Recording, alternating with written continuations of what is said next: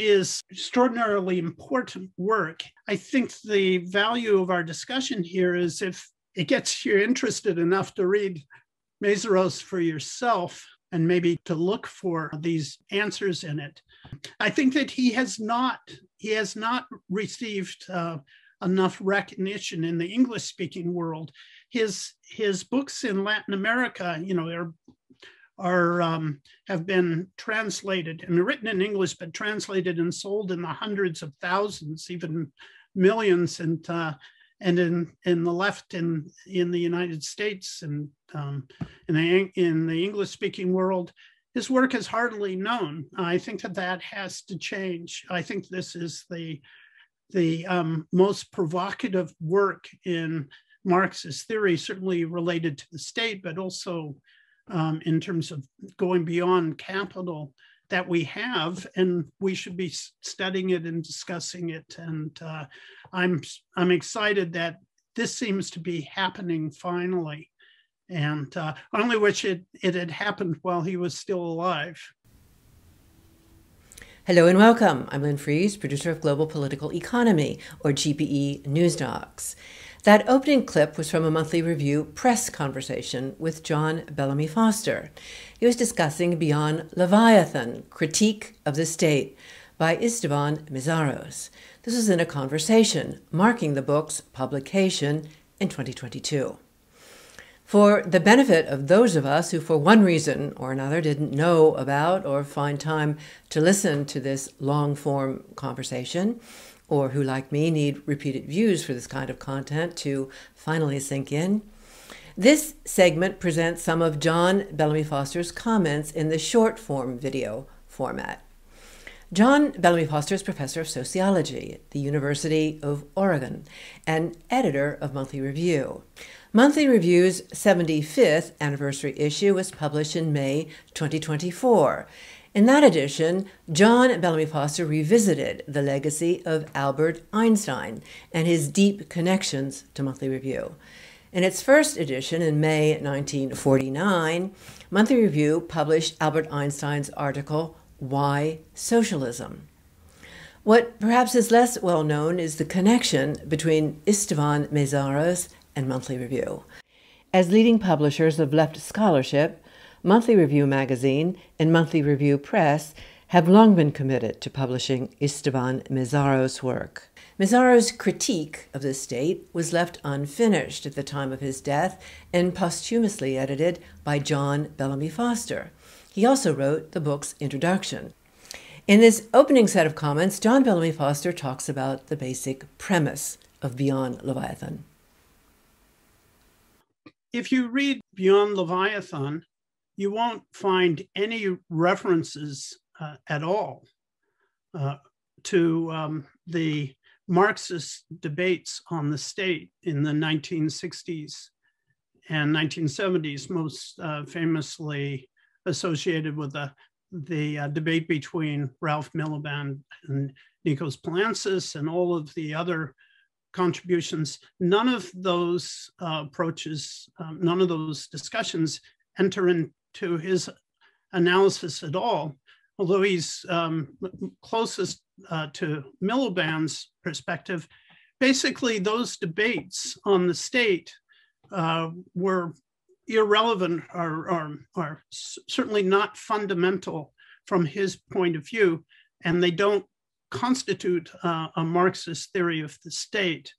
They were really the result of attempts within Eurocommunism and the Labour Party in Britain to figure out how socialists could take advantage of the relative autonomy of the state, come to power, basically share power with elements of capital within the state, and sort of reconfigure, radically reform capitalist society or the capitalist state. And none of this is central for Mészáros. He starts off with basically Norberto Bobbio's a notion that there is no Marxist theory of the state. And he also quotes, Althusser Coletti on that. And the reason this is so important is that the classical Marxist theory of the state that came out of Marx himself with the critique of the Gotha program and with his writings on the Paris Commune, and in Lenin's State and Revolution, it was all about the withering away of the state, or how the state will wither away. And the problem for Marxist theory at that time, classically, was the eradication of the state. Basically, Mézaros's own position, is you can't transcend capital and you can't transcend labor without transcending the state as it emerged in history. But he doesn't take this from a standpoint of, well, then we'll just analyze the capitalist state. He sees the state as a structure arising out of class struggle from over thousands of years. So he goes back to Plato and Aristotle, Augustine, Machiavelli, Hobbes, Hegel, all the way up. He passes through all the major state theorists in trying to understand how the state arose, what are its dimensions, and how do we transcend it. And this isn't some sort of utopian fantasy for him. It's the state is a hierarchical system of power connected to the maintenance of class society. But he recognizes that all societies have to have an overall political command structure. It's just they don't, have to have it in the form of the state, a hierarchical, class-based political order, and going deeply into how that evolved historically, its contradictions, and the means for its transcendence is what Beyond Leviathan is all about. Now, this may seem like an enormous project, but it may seem to some to be almost irrelevant because the capitalist state is everywhere.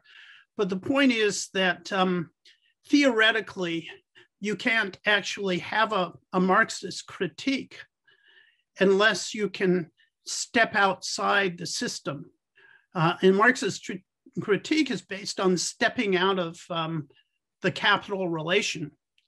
It also involves stepping out of the alienated labor relation, but it also requires that we step out of the state relation, which holds the system together.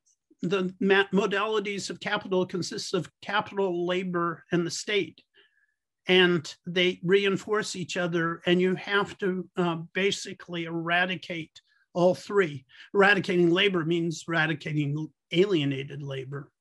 And you have to eradicate all three to transcend capitalism. And you have to create a new social metabolism in its place with a new form of a new political command structure in order to be able to develop a critique, a revolutionary response, in order to be able to actually talk about how we create a society of substantive equality. And then we can fight the struggle on the ground as it is, but with this wider, more radical, more revolutionary perspective in mind. It changes strategically how we operate and how we conceive of a transition away from the system. So this is basically the premise of Beyond Leviathan. It has a lot of elements in it that grew out of his work Beyond Capital. There are all sorts of concepts involved, the most important being substantive equality. But the basic framework is, how do we understand the problem of transcending the state? And how does that inform our everyday practice, rather than taking the liberal conception of the state, which is circular and based on a kind of lawlessness, and just trying to reconfigure that. That goes nowhere. We need a more revolutionary theoretical critique in his view. The capitalist state claims to be based on law. It's actually very dependent on lawlessness. That is, all sorts of constant exceptions that maintain the power, that break with any rule of law. So behind the facade of law is this realm of lawlessness. All this is also tied up with the structural crisis of capital, which provides the basis for more revolutionary approaches. This next set of comments delves into difficulties in transcending the state, and Mészáros' critique of this and his ideas of what a viable pathway to move beyond the state, so beyond Leviathan, would need to involve. One of the problems is that the path beyond the state, or the path to the withering away of the state, passes through the state. So it's not possible to simply say, well, the state's going to wither away. There is actually an immediate struggle over the state, and that struggle has dominated the left. If you don't have a long-term strategic perspective, you can even supposedly gain control of the state and fall into a trap because you end up simply reinforcing the capital relation. So the two dominant strategies of the left in the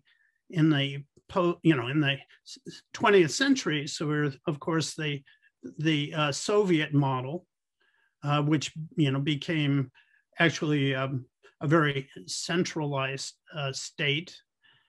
And it didn't start out exactly like that, but and the other was the social democratic model pursued by the left in the West. And part of Mészáros' work is involved with explaining why both of those failed. So Beyond Capital is really a very large part of Beyond Capital is about why the Soviet-type societies failed, and the capital relation persisted in many respects, the labor relation persisted in the Soviet Union through the model of a very centralized state. So he critiques that. He also in his analysis explains why the social democratic model collapsed and went in the direction of neoliberalism. In Latin America, because of U.S. dominance, Latin America was the experimental region for neoliberalism, and Venezuela's revolution actually was a response to that. The place where Mészáros had the most impact, of course, was on Chavez in Venezuela, where very much a large part of the Bolivarian revolution under Chavez's leadership was modeled after Mészáros' ideas. So there, the idea, at least while Chavez was in charge, was yes, have a state that was subject to popular sovereignty, but also that dissolved much of the state power and handed that over to the communities and to the communes. So it involved in some ways gaining the state so that the state could be, or political command structure could be restructured away from a classic state model. Beyond Leviathan has to be the goal, but to institute that, you have to confront the state directly and even gain popular sovereignty over the state in order to be able to affect the changes. So it's a complex process. Even in case of Chavez and the Bolivarian Revolution, he said to Chavez, "You will fail," right? Because no one country can solve these problems. The solutions have to be global. And at the very end of Chavez's life, and he and Mészáros were working on trying to create a call for a new international, as they called it globally, that would try to create a global response, which is, for him, is necessary. Mészáros doesn't believe that there's only one single path in which the state can be transformed. It does require taking a lot of the state power and passing that to the people. So the state begins to wither away while the political command structure is strengthened at the bottom of society. But this is a long transition. He doesn't depict a single path. The crisis of the state is actually centered in the advanced capitalist world, and it's no longer able to function. And we're going to be forced to transcend it.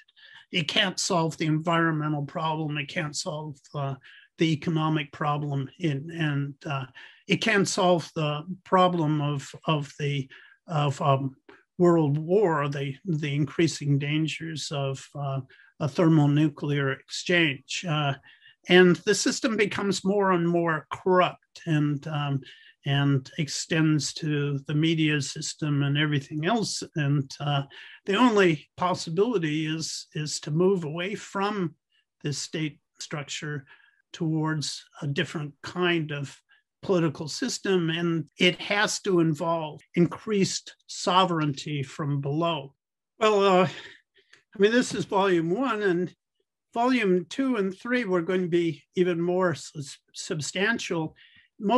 He has a discussion of Hobbes and Hegel, who he considers to be the two greatest modern theories of the state, in Beyond Leviathan, but the bulk of his analysis of Hobbes and Hegel's approaches to the state, and therefore, the really deep theory of the state, is actually in the second and third volume drafts, which were a second draft and not the final draft.